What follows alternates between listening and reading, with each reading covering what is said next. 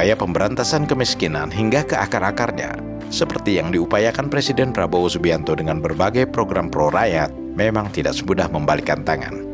Kemiskinan yang terjadi di negeri ini sudah terstruktur selama puluhan tahun, sehingga Prabowo pun bersama para menteri Kabinet Merah Putih berusaha keras memutus rantai kemiskinan ini. Di antaranya dengan membangun puluhan ribu koperasi desa Merah Putih, penyelenggaraan sekolah rakyat untuk rakyat miskin dan miskin ekstrim, serta melaksanakan program makan bergizi gratis dan program-program pro rakyat lainnya. Berbagai ikhtiar pemerintah untuk mengentaskan kemiskinan yang sudah dilaksanakan dalam beberapa bulan masa pemerintahan Prabowo Gibran tentunya belum bisa menghilangkan kemiskinan sepenuhnya. Masih diperlukan proses beberapa tahun lagi hingga kondisi kemiskinan masyarakat itu benar-benar bisa hilang atau setidaknya berkurang secara signifikan. Meski demikian, ada hal yang menggembirakan dan patut disyukuri, bahwa angka kemiskinan Indonesia ternyata sudah semakin menyusut atau mengecil. Kesimpulan ini diperoleh dari hasil Survei Sosial Ekonomi Nasional atau Susenas yang diumumkan Badan Pusat Statistik BPS pada 25 Juli 2025.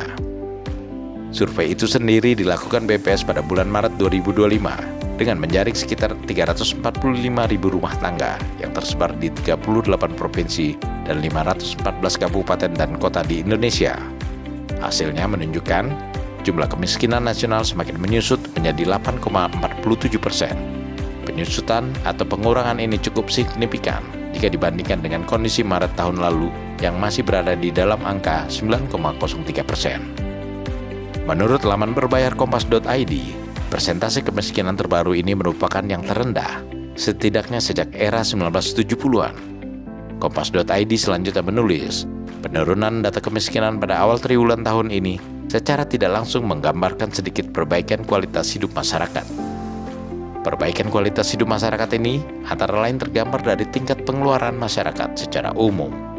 Menurut BPS, berdasarkan Survei Ekonomi Nasional pada bulan Maret 2025, standar garis kemiskinan meningkat menjadi Rp609.160 per kapita per bulan, atau bertambah sekitar Rp26.000 dari standar garis kemiskinan pada bulan Maret tahun lalu, yang masih berada di angka Rp582.932 per kapita per bulan. Data ini mengandung arti bahwa pendapatan masyarakat miskin mengalami sedikit peningkatan jika dibandingkan dengan periode yang sama tahun lalu. Salah satu faktor yang menyebabkan berkurangnya jumlah kemiskinan ini adalah semakin meningkatnya jumlah pekerja atau meningkatnya jumlah anggota masyarakat yang berusaha memperoleh penghasilan, yang juga berarti berkurangnya jumlah pengangguran. Berdasarkan laporan BPS tentang kondisi ketenaga kerjaan Indonesia pada bulan Februari 2025, jumlah penduduk yang bekerja meningkat menjadi 145,77 juta orang, atau naik sebesar 2,52% dibandingkan periode yang sama tahun lalu yang baru mencapai 142,18 juta orang. Namun sebagian besar pekerja masih berstatus informal. Jumlah pekerja di sektor informal naik menjadi 59,40% dibandingkan tahun lalu, sedangkan jumlah pekerja formal proporsinya menyusut dari 40,80% pada tahun lalu menjadi 40,60% tahun ini. Proporsi serapan tenaga kerja dan status pekerjaan tersebut secara tidak langsung mempengaruhi distribusi sebaran kemiskinan dan ketimpangan pendapatan. Namun di sisi lain, kualitas kehidupan di pedesaan ternyata sedang membaik. Indikasinya terlihat dari indeks keparahan kemiskinan antara desa dan kota. Distribusi pengeluaran penduduk miskin di desa kian merata. Tingkat kemiskinan di desa menyusut dari 11,34% pada September tahun lalu menjadi 11,03% pada Maret tahun ini. Peningkatan kualitas hidup penduduk desa ini tidak lepas dari usaha pemerintah di bawah kepemimpinan Presiden Prabowo dalam upaya memberdayakan para petani, antara lain dengan mendongkrak teknologi pertanian serta pendampingan pemerintah dari hulu ke hilir, termasuk pula penyelenggaraan koperasi desa Merah Putih di desa-desa di seluruh Indonesia untuk memutus mata rantai tengkulak. Kehidupan di pedesaan semakin menjanjikan karena semakin terbukanya lapangan pekerjaan di sektor pertanian, berbeda dengan di kota ketika masyarakat miskin masih sulit memperoleh pekerjaan di sektor-sektor formal. Namun secara keseluruhan, membaiknya indikator kemiskinan di Indonesia pada awal tahun ini disertai dengan membaiknya kualitas pendapatan. Gap pendapatan antara masyarakat mengecil menjadi 0,375 dibandingkan dengan kondisi setahun yang lalu yang masih berada pada poin 0,79.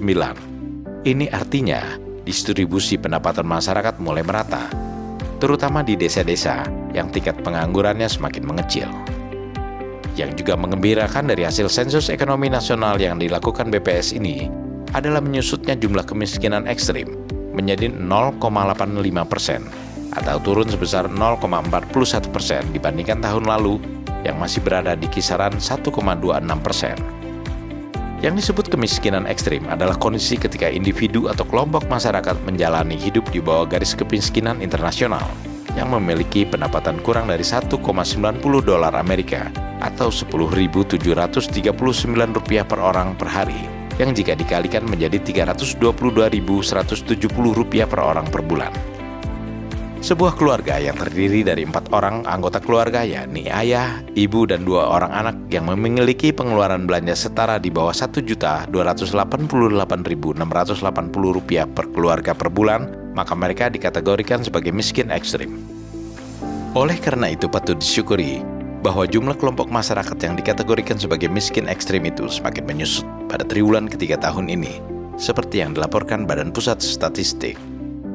Laporan Badan Pusat Statistik mengenai berkurangnya angka kemiskinan dan kemiskinan ekstrim di Indonesia seyogyanya membuat kita semakin optimis bahwa kualitas hidup masyarakat di negeri ini akan semakin membaik seiring upaya pemerintah dalam melaksanakan program-program pro rakyat.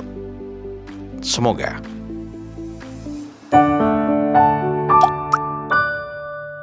Men of our time.